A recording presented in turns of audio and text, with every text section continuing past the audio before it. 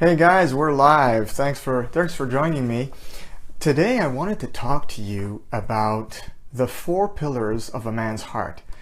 And where I'm coming from is last week or a week before that, there was a friend on Facebook who he posted a question, and it really caught my attention. The question was this. It was, what behaviors or traits make a man masculine? And hi, Elisabeth. What behaviors or traits make a man masculine? And I love the question. I thought it was a great thing, a great question to ask to engage people. And it really caught my attention. It reminded me of my youth when I was around 22 or 23 years old, and a book greatly influenced my life. That book was written by Stu Weber. Stu Weber was a pastor, and he wrote a book called The 4 Pillars of a Man's Heart. And when he had written the book, he was interviewed on a TV show. It was Life Today, if I remember correctly. And he was talking about the book, and it was in a 2-part series. So he spoke around 40 minutes total on the book. And as a youth, a 22-year-old boy, young man, I should say, I was greatly influenced by the content that he presented, because I've grown up pretty much raised by a single mother, and my father was not the greatest, most responsible man, I guess you could say. And so I was always on the lookout for what could make me into a better man, into a better leader. I was also considering marriage. Obviously, you're 22 years old, you want to get married. And I knew I was severely lacking some tools because I was raised by a single mother. And so I was always on the lookout for either men in my church or other people around me, men of value, men of integrity, that would actually influence me and bless me, men I could actually admire and learn from. And when I heard Mr. Weber talk on that TV program about the 4 pillars, it really greatly anchored my decision to become a responsible man, to become a godly man, to become a man who would actually get married and do things the right way, do things the way that God ordained them, right? So I'm going to talk to you about the 4 pillars.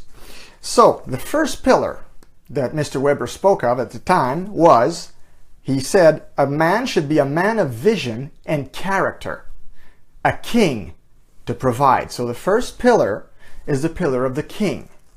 So a king, a good king, will provide, and he will plan ahead. Okay?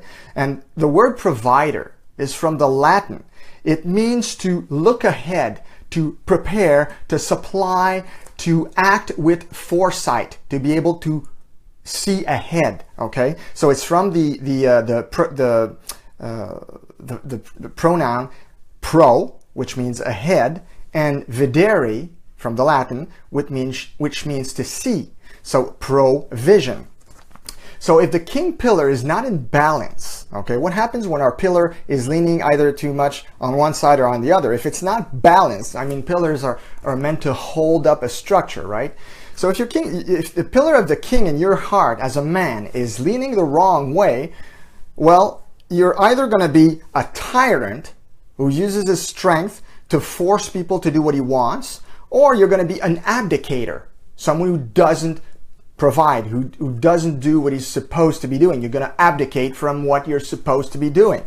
So you don't want to be either one or the other. So the king pillar must be really strong. I think it's one of the most important pillars, probably the most important. So you need to be a good king, and you need to act with provision and to be able to see ahead. Okay? The second pillar is the pillar that will make you into a man of strength and power. So that pillar is the warrior pillar, okay? So the warrior pillar is to enable a man to protect. So as men, we are called to protect our families first and foremost, but also our communities, our churches, our companies, where we have a protective instinct as men. So that's the second pillar, the pillar of the warrior. So a warrior protects. He will stand between what is a threat, okay, and those who are threatened. So he will be the in-between man. He will come in and protect and put himself in that position to shield those under his protection. So obviously, if your warrior pillar is leaning on one side or the other, you don't want that, because you're either going to be a brute. Some men are brutes, so they abuse their wives, they abuse their kids. They are bad bosses. They can abuse their employees verbally or whatever. You don't want that. Or you can be too much on the other side and be effeminate. And you don't want to be an effeminate man who will not be a good warrior, who will not stand in between to protect. Okay? The third pillar I want to talk about is the pillar that will enable you to be a man of faith and wisdom. A man of faith and wisdom, therefore a mentor. A mentor. So that's the mentor pillar. And the mentor pillar is to teach. Okay, it's to enable men to be good teachers. So a mentor, obviously we all know that what a mentor does. We teach other people. We help them to grow in their knowledge, in their wisdom. That's the third pillar. And mentoring can take many different forms. It can be modeled over time or a lifetime. With our kids, I mean, we act as mentors, right? Our kids will often do what we do, not necessarily what we say, but we're mentoring them nonetheless in everything that we do. Okay? And it can be also through instinctive coaching. And that can be done not just on a professional level, it can be done as a friend too. You can coach your friends or your surrounding by giving them good advice, having a good ear to listen to them, and to give out from your life experience and your knowledge things that are going to help them and teach them into becoming better people.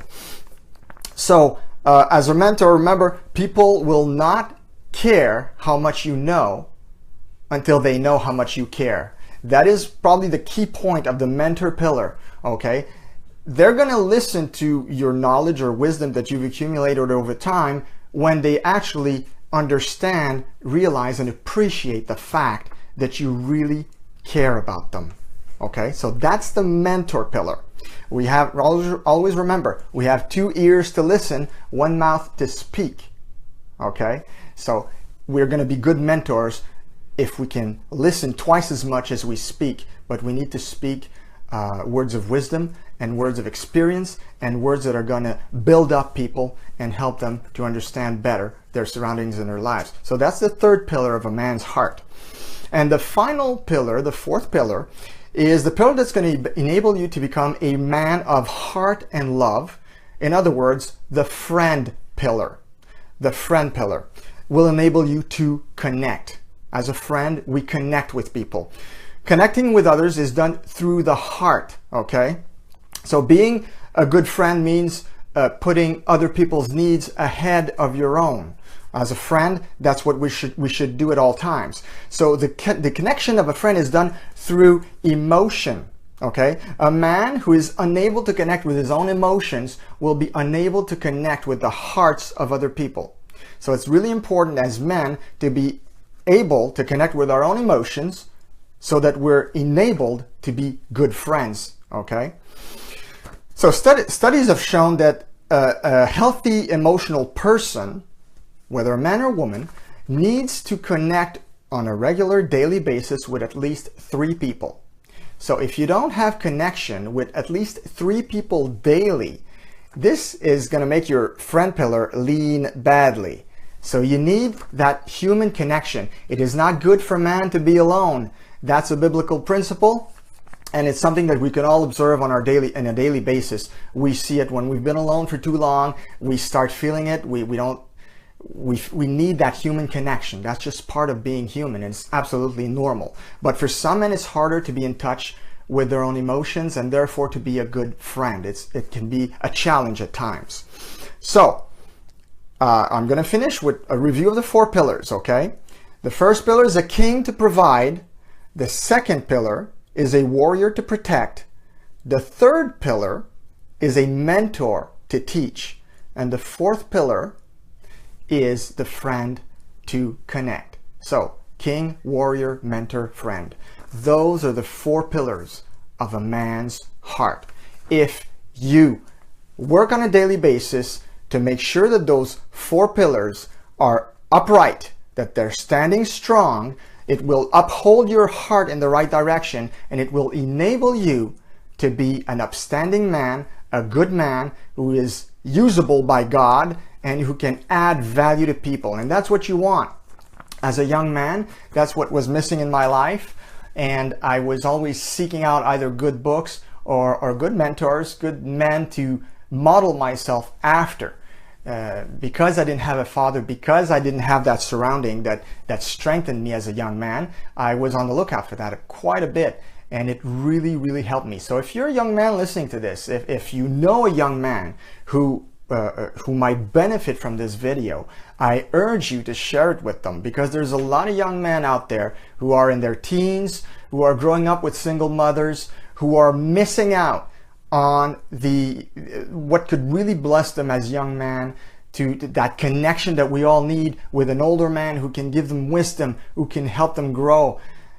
So if you know anybody who would benefit from that video, I urge you to share it with them. If you have a young son, if you're a single mother and you have a younger son in his teens or early 20s, I urge you also to show them this video. This could really help them. It really helped me. When I found those principles, when Mr. Weber was on television and teaching us these 4 basic principles, the 4 pillars of a man's heart, I felt so encouraged. I felt I was on fire, and I was like, oh man, this is amazing content. And it really changed my life, because I always recognized those pillars as pretty much the foundation on which to build yourself up as a man. Okay, so hey guys, that's it. Those were the 4 pillars of a man's heart. So I hope you have a wonderful Smashing Sunday, and thanks for joining me, Francois, Marie-Carmel, Elisabeth. Big shout out. Thanks for being there. It was great to see you, and I hope to see you on the next live I'm going to do. All right, have a great week.